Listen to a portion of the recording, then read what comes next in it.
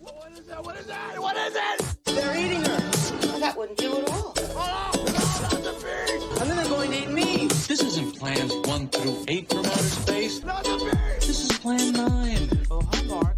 This is the one that worked. You're tearing me apart, Lisa! Exterminate all man animals.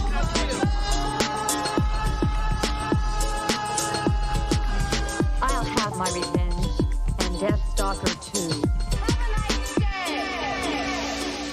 I don't think you're pretty anymore. It feels weird taking the break that we did between recording. Like Yeah. we did like 3 like bump, and then it's like we took a break and now we're here. Right. We're going to be a little rusty today. We are going to be so rusty, but I did so much preparation for this. You should be totes soups impressed with me. Oh, I as am. The cool kids say. I am very excited to talk about this movie today. So I'm going to jump right into Welcome to Bad Movie Date Night, the podcast in which we take a serious look at bad films and genre films, and we hopefully give them the credit that they deserve. I'm Nigel from the less neglected Journey into Film.com, and with me is my wonderful, not wax wife, Kaitlyn. Hey. I don't know why I said that. Not I was wax. Yeah, I I don't know. It was something. I am not made of wax, but here's a question. Okay. When I die, will you make a wax statue of me? I mean, that seems like the most legal way to keep you around I'm fine with that. for a while. And wax just rhymed with wonderful wife, I just felt. But then I was like, but she's not wax. So That's right. that seemed unnecessary. Oh, boy. So this, we're talking about 2005 remake-ish of House of Wax, directed by Jaume Collet-Serra, another name that I am just going to ruin on this podcast. Oh. Written by the Hayes brothers and stars Elisha Cuthbert, Chad Michael Murray, Brian Van Holt, Paris Hilton, Jared Padalecki, John Abrahams, and Robert Ri'chard, if that's how you pronounce his name. It was an experience. And I'm going to say up front, I don't hate this movie. I'm glad, because I feel the same way. Is it a great horror movie? No. Right? Is it scary? Not particularly. But in terms of like early 2000s slashers, like it gives you what you want. Mm-hmm. And at the end of the day, what more could you ask for? I mean, I don't think I could ask for anything other than Chad Michael Murray and Jared Padalecki. Nailed that one. Padalecki in the movie together. Because of Gilmore Girls? Yeah, I mean, they're two of my Childhood crushes? No. Okay. No. But nostalgia, I guess. Some of my early childhood nostalgia. Yeah. I mean, Chad Michael Murray now, he's a cutie, but Jared Padalecki is gross. Ew. I did not realize that he was the guy from Freaky Friday or all of those movies. Chad Michael Murray, you didn't know he was in Freaky Friday? No. When's the last time I saw Freaky Friday? I just watched it. It's I know. a classic. Cinderella Story, Yeah. One Tree Hill, Gilmore Girls. Good stuff. Yeah. So this movie is famously the movie that was marketed as Watch Paris Hilton Die. She received permission to sell T-shirts that said something to that effect on it. Okay. And that was the big draw for this movie. And honestly, her death is the most gruesome in the entire movie, in my opinion. Yeah. I fair mean, enough. yes, being covered in wax alive sucks and would certainly ruin anybody's day. Mm-hmm. But hers was, that entire sequence was fairly brutal. And she did a good job. Sure. I mean, like, as Yeah, good as, as like, you're Paris going to Hilton can expect do. for Paris Hilton. Yes. Which, like, is what you would expect from an actress in a horror movie.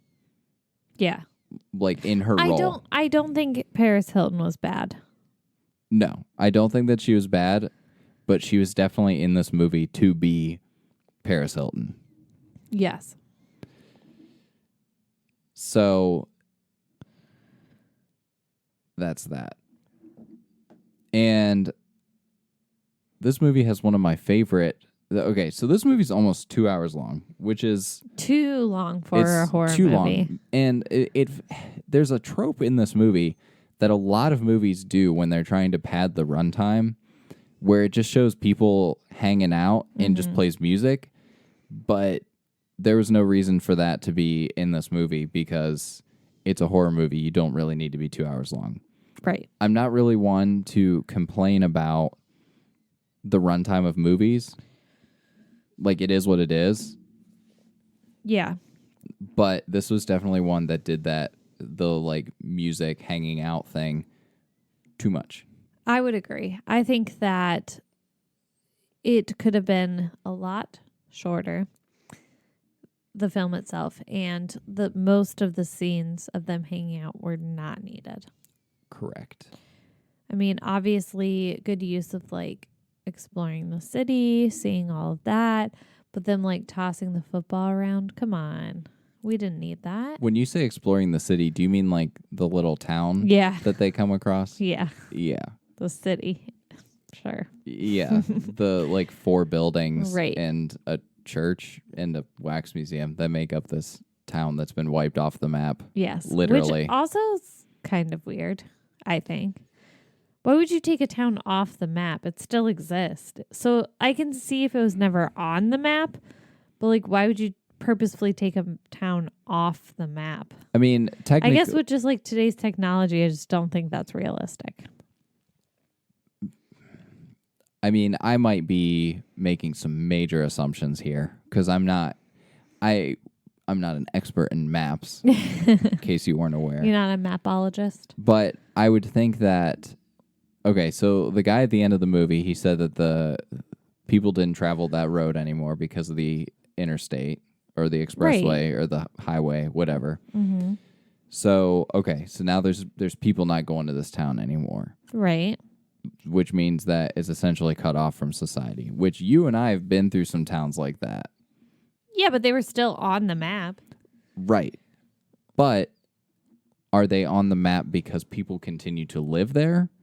Because in this town, there were 2 people alive Right. in the entirety of the town. Right. And if they're not if they're not interacting with society outside of this town, like the map makers are probably like, why do we continue to put this town? It's probably just there a black was hole. 3 people living in there. Right. And last I checked, 3 people don't make a town. I don't know. I don't know the technicalities of forming a village or a town or I get, like, could they be a tribe? Like, I don't know what that would be with a family. I mean, they are a family, but Right. can a family be a town? Maybe like if it's like a Mormon situation. True. So, I mean, that wasn't the most egregious thing No. in the entire movie. Not at all. Yeah. Not at all. Were you going to say something? No, I just was thinking about the movie as a whole. I just want. It seems like they did kill a lot of people in this film. Like characters that were in the movie, No, or like in people general. like there was a large body count before and after they arrived. Right. Okay. Yeah. And I just am curious about how those people went missing for so long and never found. I mean, I understand they turned them into wax figures, but, like, their cars were still there. Yeah. I mean, it just seems like the officers in the neighboring towns didn't really search too hard. Because even Right. if that town is off the map, it has to be next to something that is on the map. Yeah. But they did seem to be pretty far in the middle of nowhere, and he thought that he was taking a shortcut. True. So, like, how far away from things were they? Yeah. And I mean, that the police officer even said at the end they wouldn't have known if Right. they hadn't seen the smoke from the fire. I'm probably thinking too much about the geographical nature of this, but then that kind of gets me spiraling. Oh no, we better get on topic. But then I think about folk horror, Okay. and one of the requirements is that it's in a like destitute area. It's not necessarily that it's in a destitute area, although we see a lot of folk horror pop up from areas like that. Mm-hmm. It's more that there is a, what did they call it? A psychogeographical relationship in an area Okay. where it's like people have imprinted beliefs onto an area, and that area kind of maintains I that see. psychology. Gotcha. So I would say that this movie does not brush at all with any folk horror. Disappointing, but okay. Yeah. So I have a lot of questions about the logistics of turning a town into wax, Yeah. but I do want to kind of address a couple things before we get too deep into the weeds on this one. This is not a direct remake of the 1953 House of Wax that we talked about last week. Correct. So it's going to be very difficult for us to compare and contrast that, because literally the only comparison between the two is that the artist, air quotes, is turning people into wax figures. Correct. That's the only shared relationship with it. And in doing I my guess both are deformed. there is a deformity involved, which I did. Okay, we'll talk about that in a minute. But that was an interesting thing that I thought they did with it. But in my research regarding the movie and trying to think of some smart things to say about it, it came to my attention, and I'm kind of mad that I didn't think about this while we were watching it, but this movie is almost more of a remake of that movie that we watched, Tourist Trap, Yeah. where the people travel through the backwoods and they find the it's like an oasis, isn't it? But then there's like a museum there Right. with wax figures, Mm-hmm. and they meet a guy and they think that he's a nice guy, but it turns out that he's an absolute psychopath and starts killing them off one by one. Yeah. It's actually a lot closer to that. Interesting. Yeah. I've seen mixed things online about whether they were actually making a Tourist Trap, like if this started as a Tourist Trap remake and they decided to go with House of Wax because of the brand name. Mm-hmm. I don't know if that was intentional or not. I would love it if someone could point me to some resources where we could confirm that, because Yeah. as we know, Reddit is not the best place to find facts when people What? just share information. Yeah. So that was something I thought was very interesting about the movie. Not that it really changes anything about it, Right, but right. it is something I wanted to point out.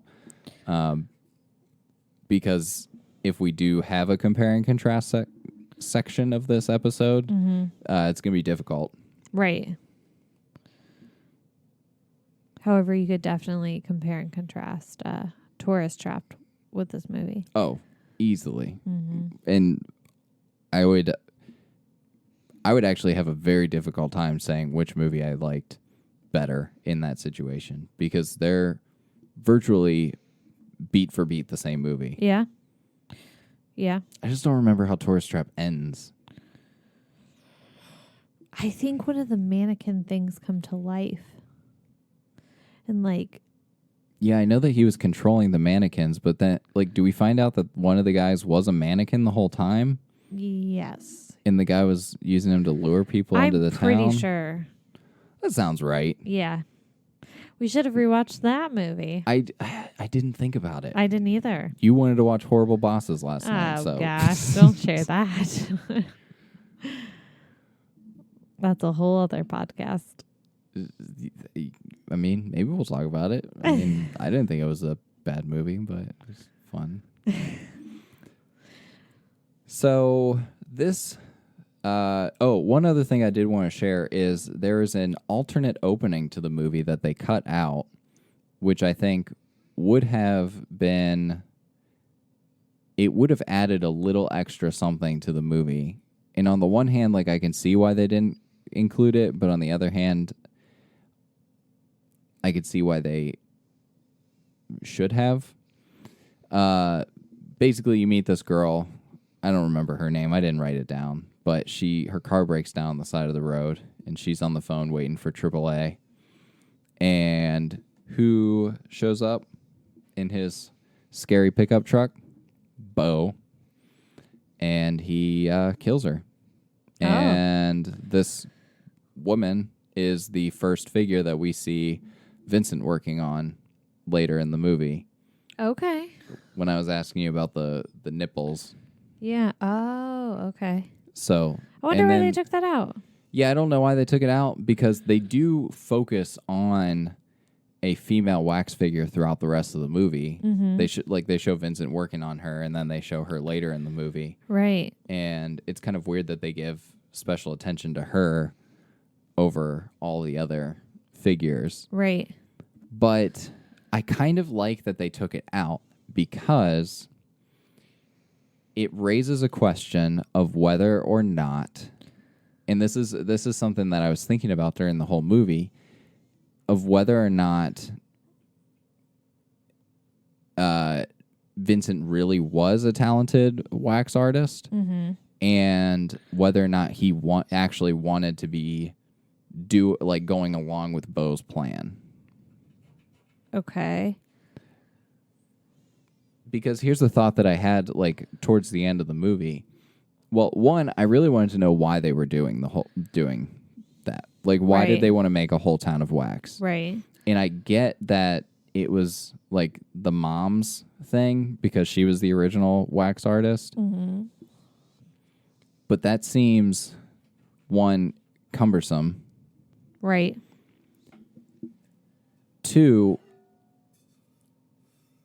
it also made me wonder, like, okay, they said, like, they're finishing mom's dream or whatever. Did the mom go crazy and she started killing people?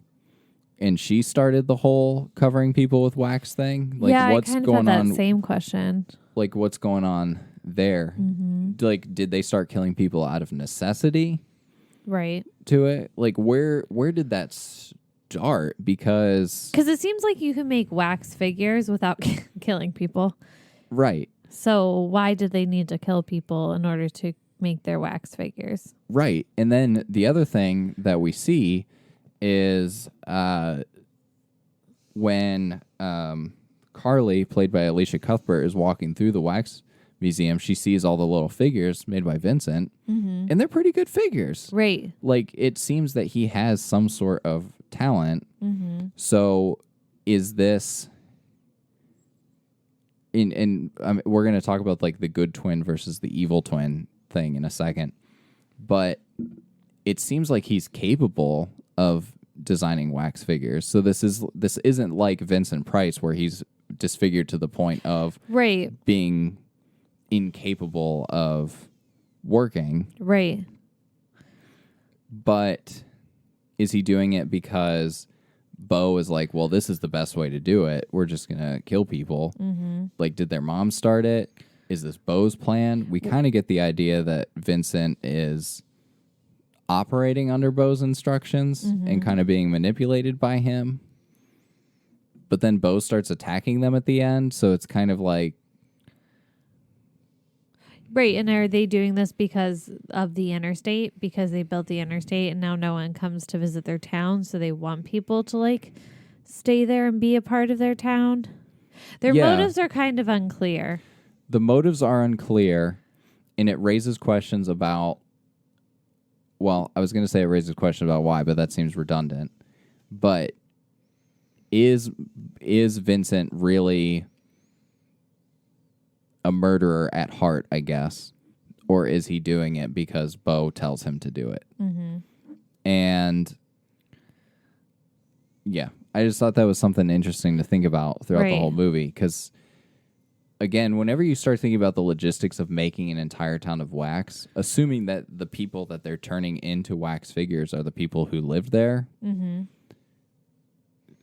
I guess it makes more sense for them to be killing off people and slowly populating the town that way, Mm-hmm. rather than killing off the people who lived there before. Mm-hmm. But then it's like, well, what happened to the people who lived there before? Right. Did they all just leave? Right. I don't know. Right. I like to think that they turned the people that lived there into wax first. That's what I assumed. Mm-hmm. But then you kind of think that they would get caught sooner if people thought, hey, like, why is where did Nana go? Well, not if it was like kind of like a kidnapping overnight thing where they just kidnapped all the townspeople because there probably wasn't a lot overnight and then just kind of like slowly turned them into wax from there. Yeah, but okay, so there's like at least minimum 10 people in the church, and then there's like 30 people in the movie theater.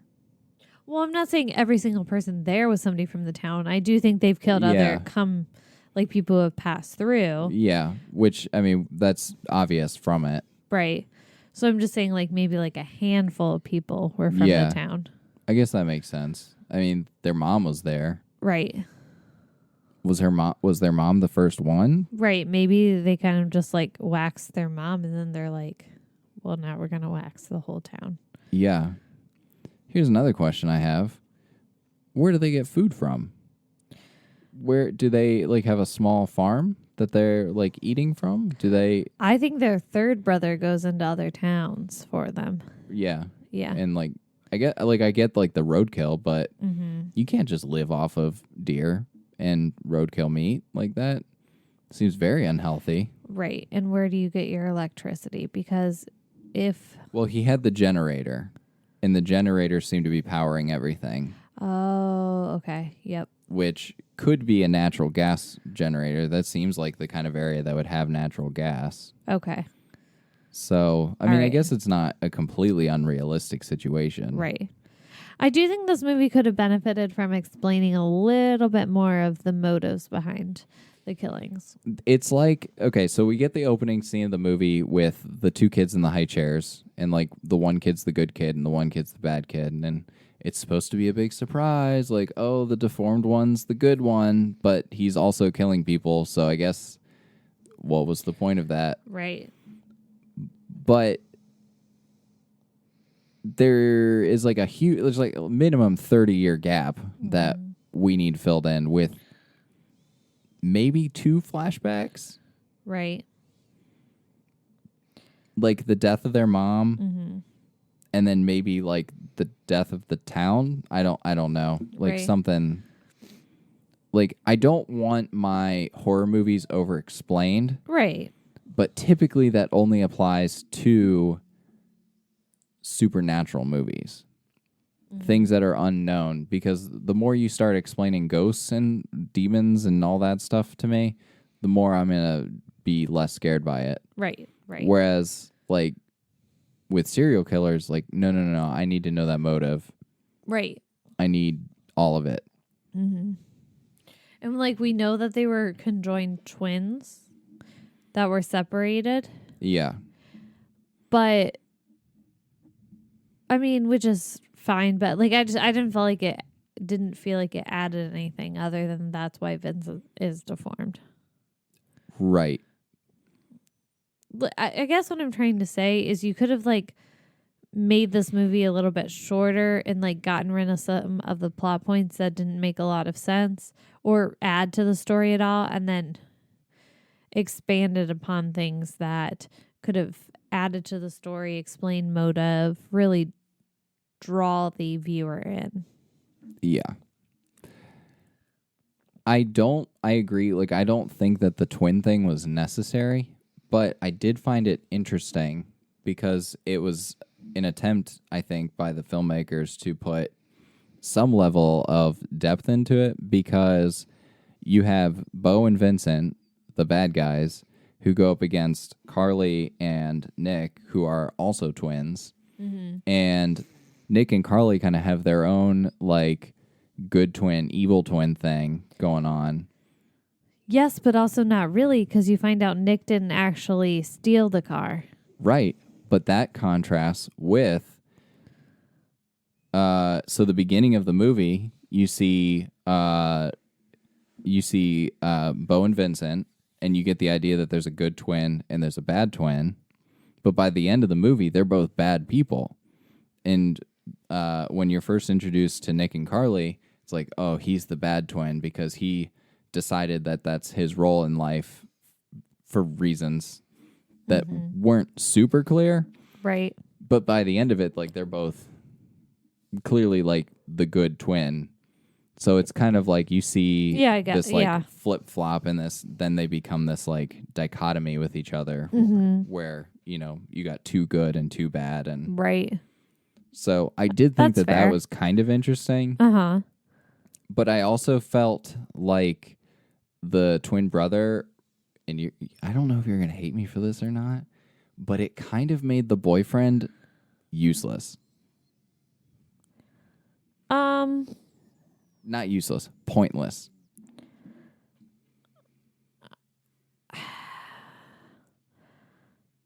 I mean, I liked his rival with Nick in the movie. Yeah, but they could have had a rival with like any of the other, like the Paris Hilton's boyfriend. Not really him. I was thinking of the like squirrely guy that they had with him, Dalton. Oh, Nick's friend? The guy with the video camera. Yeah. Like, they could have had some kind of weird thing with that. Right. Where, like, maybe he was hitting on him or hitting on her, and Nick's like, dude, she's my sister. Like, right. You know, and then we find out, like, oh, no, like, he's the one who stole the car and whatever. Mm-hmm. It just, it almost feels like they included Wade in this, Jared Padalecki, just to be the first person to die. Yeah, but I liked him, so it's fine. Oh, okay. I like the dynamic between Carly. I like the dynamic between Jared Padalecki and Chad Michael Murray.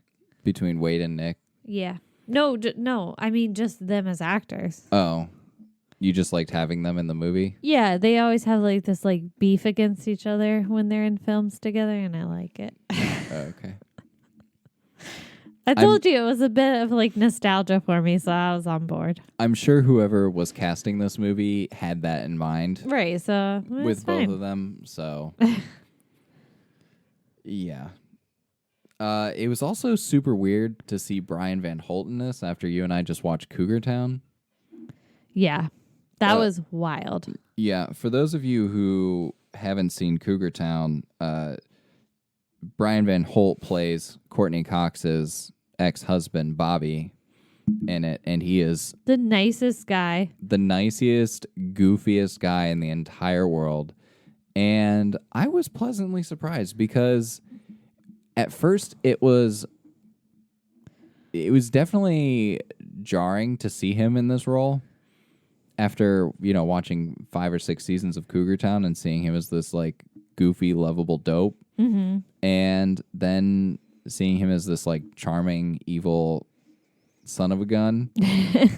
But after a couple minutes, like, he pulled it off. I was like, oh, like, this guy's gonna straight murder people. Yeah. He did. He really pulled it off. But it was very weird seeing them in in this type of film after watching him in such a lovable show. Yeah. Yeah. Which just goes to show you that the line between horror and comedy is very thin and scary when you think about the actors who are capable of doing both of them. Yeah. So well, too. Yeah. Let's, maybe we should keep an eye on Jordan Peele. I don't know. What are you looking up? I was just looking at all the people in this movie. You know, I feel like maybe there was too many characters in the movie.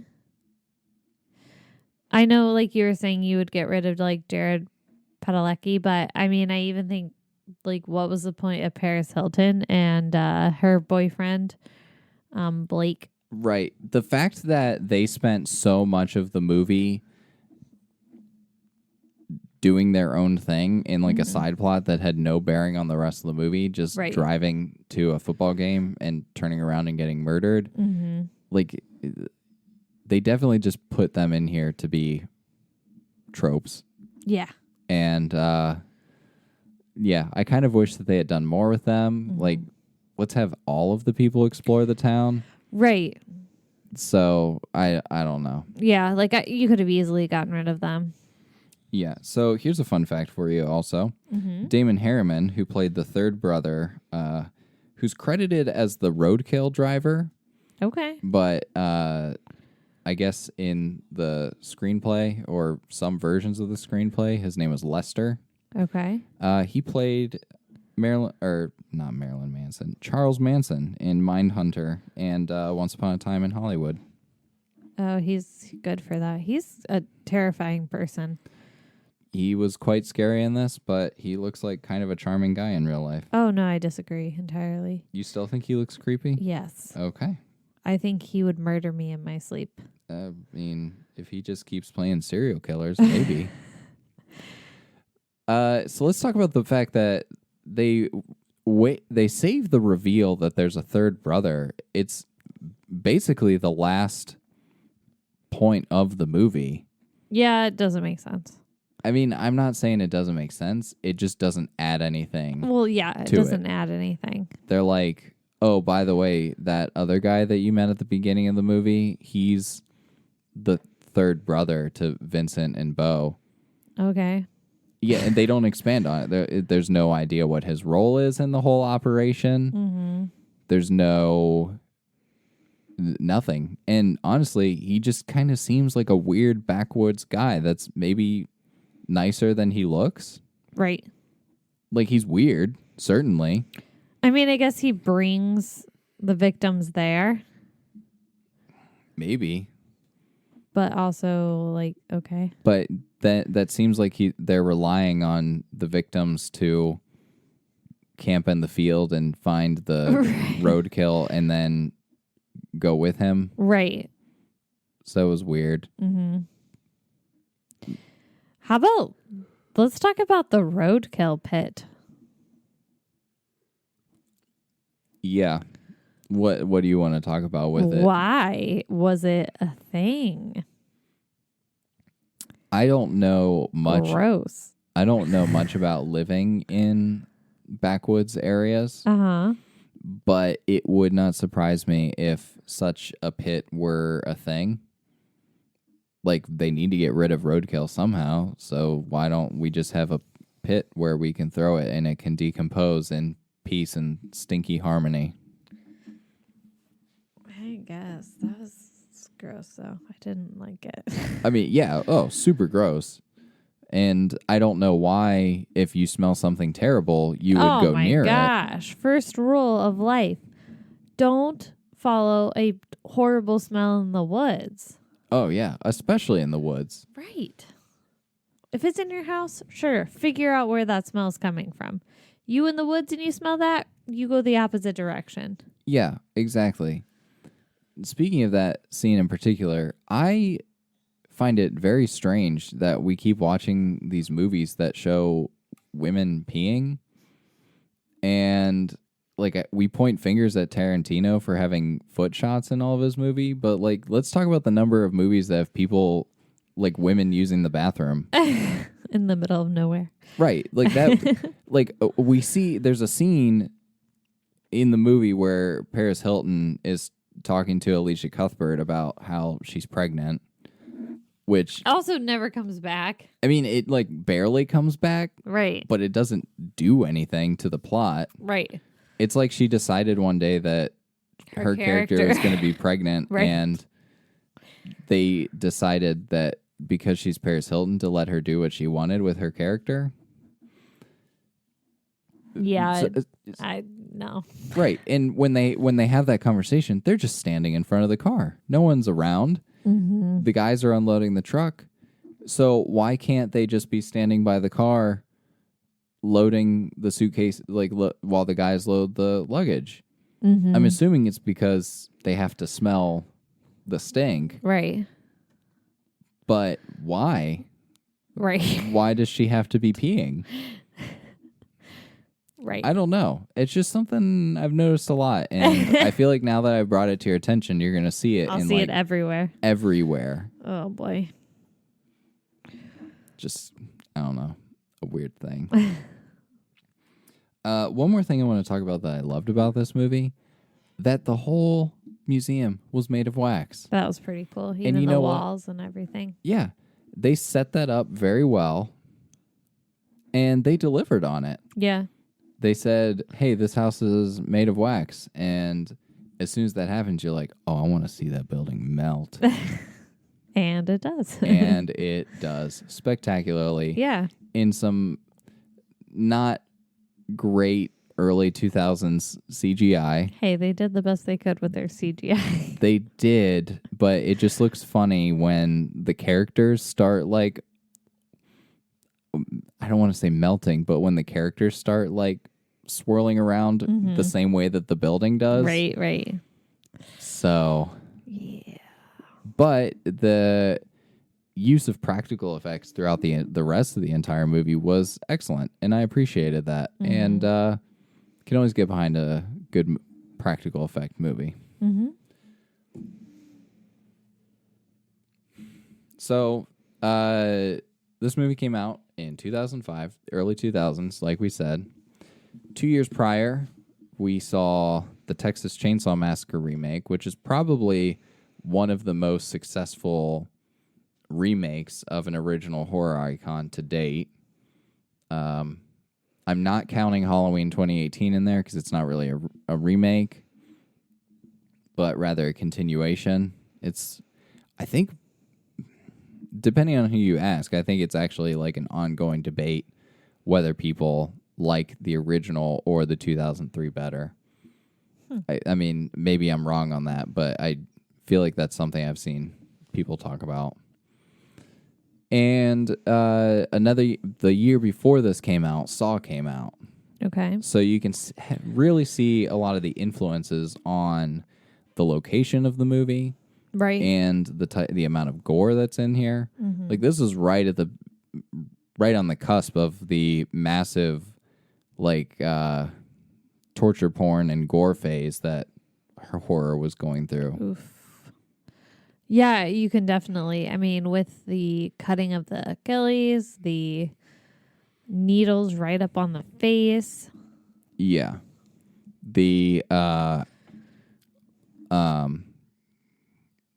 when they find the wax figure of Wade and they start like poking him. Ugh. Like, and let's be real, like that's what you would do if you were trying to help your friend in that situation. Try to peel the wax off of them, and then you'd rip their jaw off and feel terrible. Oof. Yeah. Oof. Yeah. So it's interesting to see the influences on this movie, and it kind of makes you wonder, like, let's assume that they weren't making Tourist Trap. Like, let's assume that was just a coincidence that the movies are so similar. Like, you can see the influences that went into making this movie the way it was at this time instead of following a remake of the original House of Wax. Very true. Yeah. They really made this movie their own, more so than the last two that we compared, 13 Ghosts. That was almost a beat by beat retelling, whereas this one did a lot more, kind of took their own spin on the story. Right. And this is the third remake that Dark Castle Entertainment tried to tackle. After they did 13 Ghosts, Ghost Ship and Gothica were two of their kind of original movies. There is an old, I want to say 60s or 70s movie called Ghost Ship, but the similarities with the 2002 version are very different. And as far as I know, Gothica is not a remake of anything. Okay. So you can see where I think they tried pretty heavily to almost follow the original House on Haunted Hill and the original House of Wax pretty closely, but just expand on them in ways that they could in the 2000s and emphasize things that were, air quotes, scary in 2000. Right. In the 2000s. But with this one, it's almost like they tried as hard as they could to find the opposite of the original House of Wax in every way. Right. With just keeping the killing method. Because, okay, so instead of like a nice wax museum, it's a grungy countryside. Instead of a wax museum, it's a wax town. Instead of one guy, it's one guy and his disfigured brother. And another brother. And another brother who may or may not actually be involved. We don't know.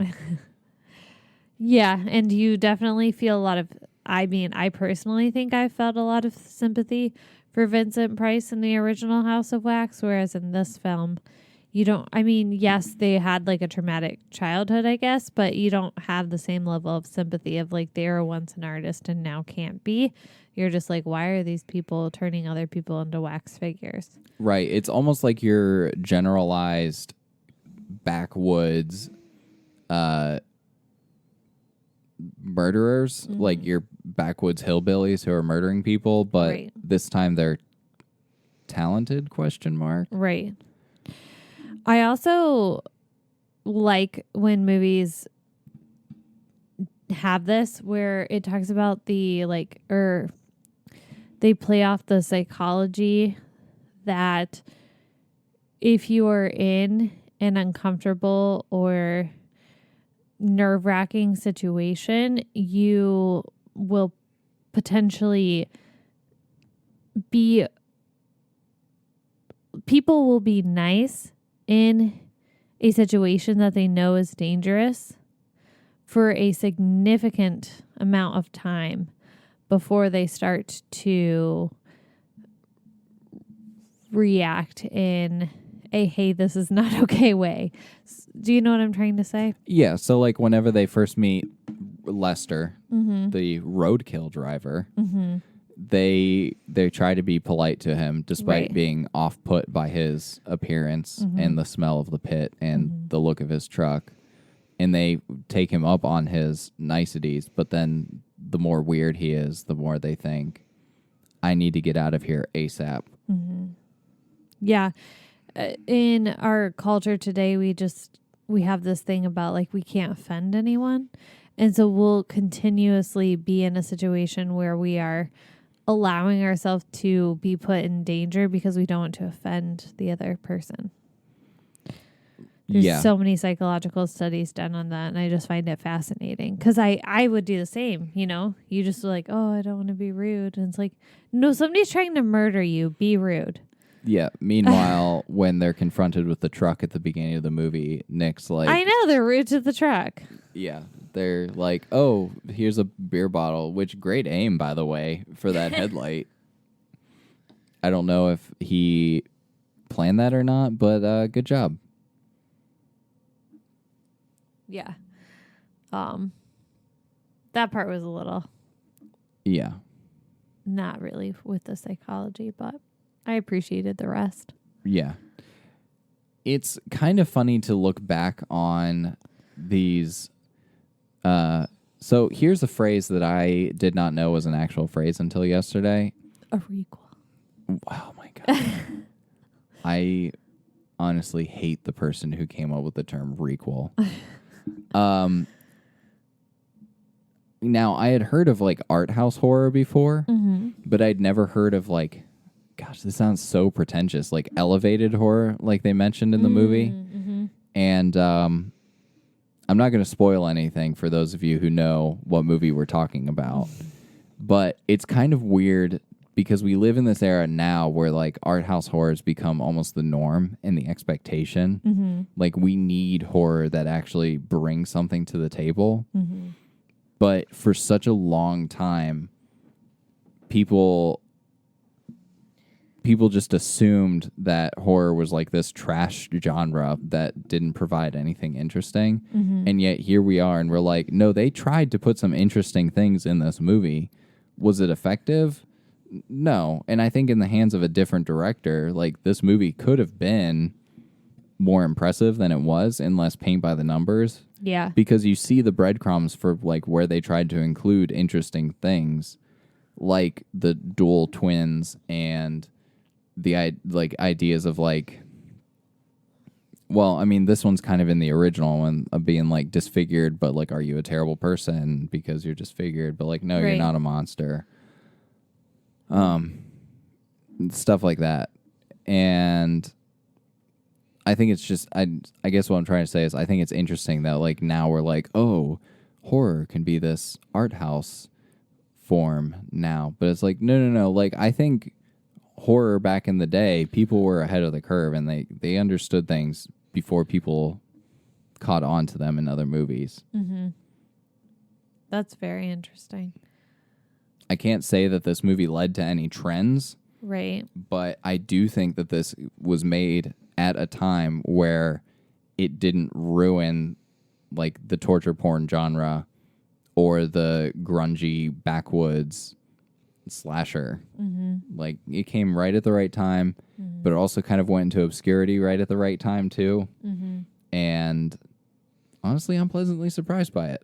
Yeah, I mean, cut the runtime a little bit, but overall, I would say an enjoyable film.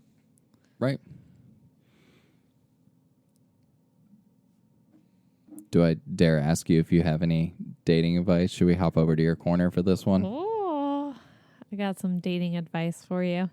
Yeah. I think I've been forgetting to add your jingle to the last couple episodes, Oh, so man. I feel bad about that. Unless you should. I do. Clayton worked so hard on that.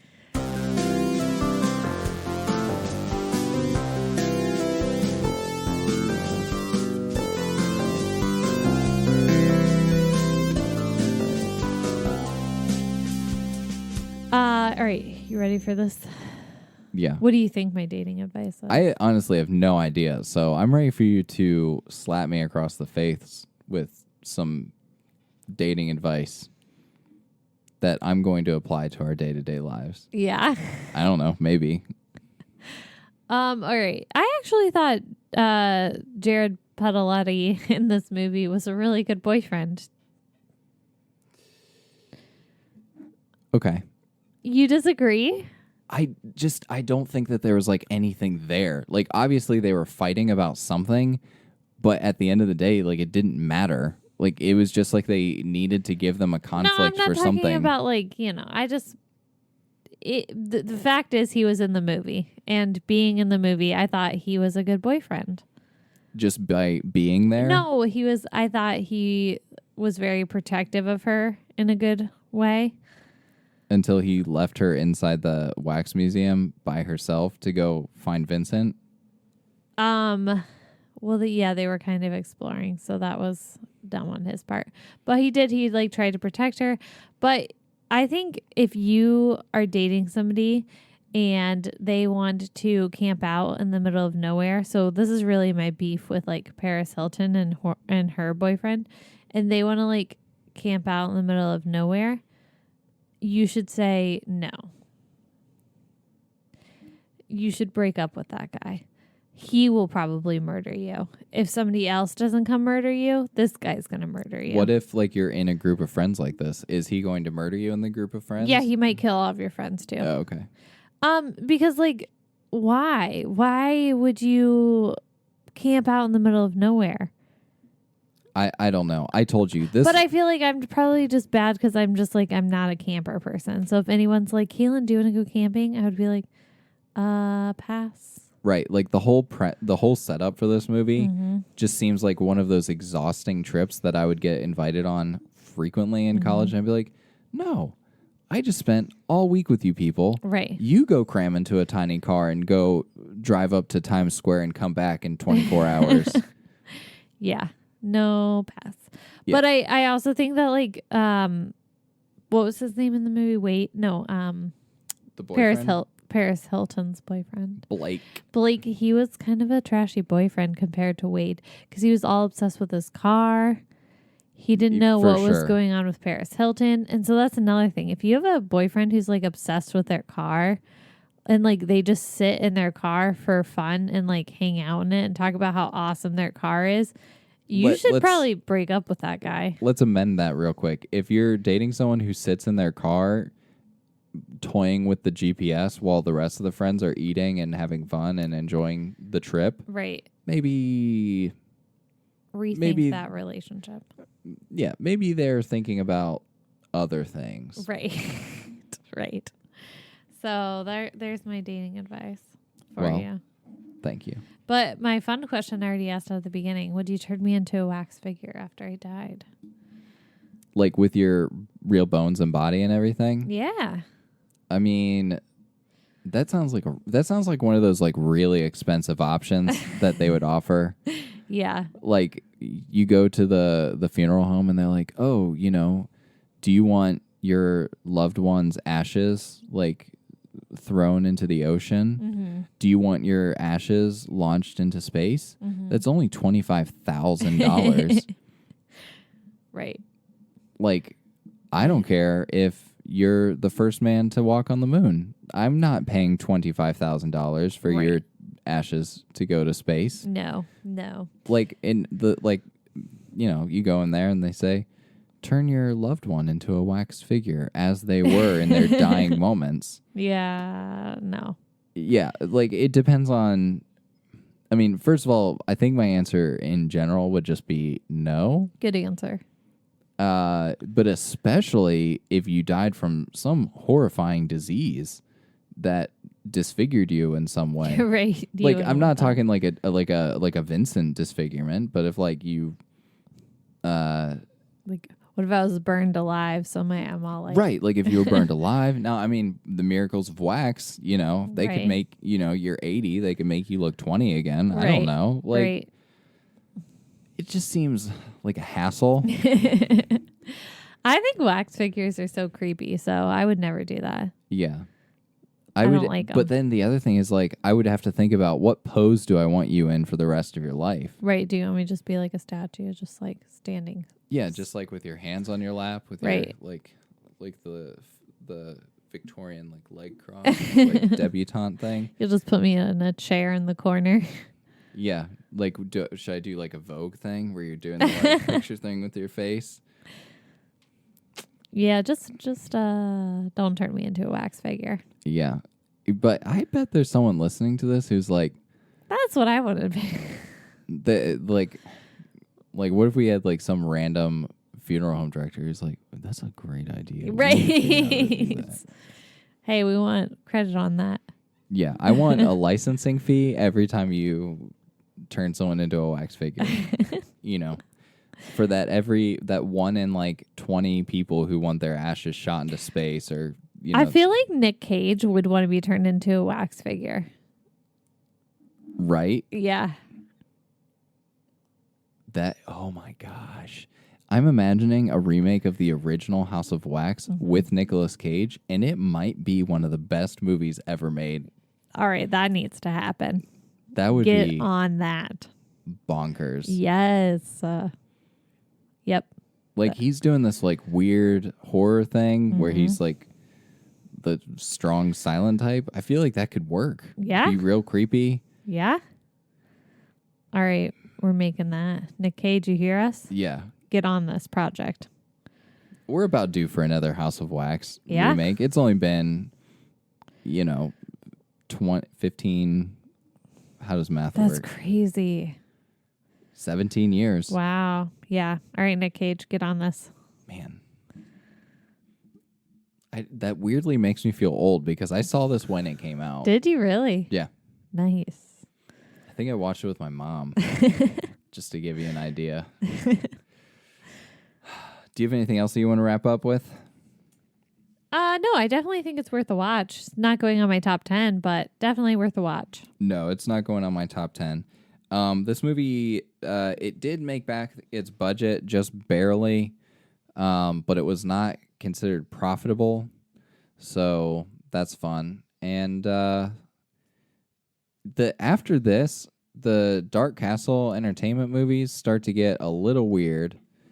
They did movies like The Reaping and Orphan, which people loved. The Orphan.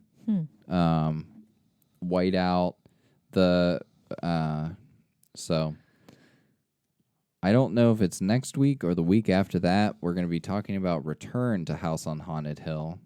It's the 2007 straight-to-video sequel to the House on Haunted Hill remake, which we liked the remake. I mean, there's some problems with it, but we liked it, so we'll see if we like this. I'm excited.